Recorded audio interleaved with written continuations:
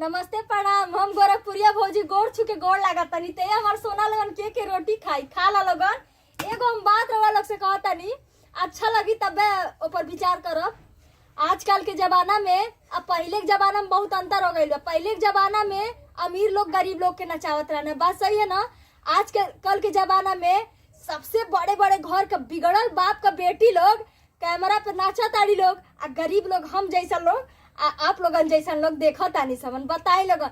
बात सही होई तो लाइक करब, बात सही ना होई तब लाइक करके सरका देबे, कोनो बात नहीं बा। रौ भौजिए के वीडियो है कि दुश्मन के तहे नहीं। अब फिलहाल में हम बनैले बनी है, देखी मोटकी रोटी आई चूल्ही में सेकी के दायता हमार रोटियो जर गई।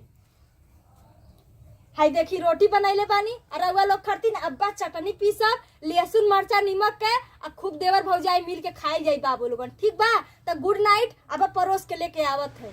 नमस्कार।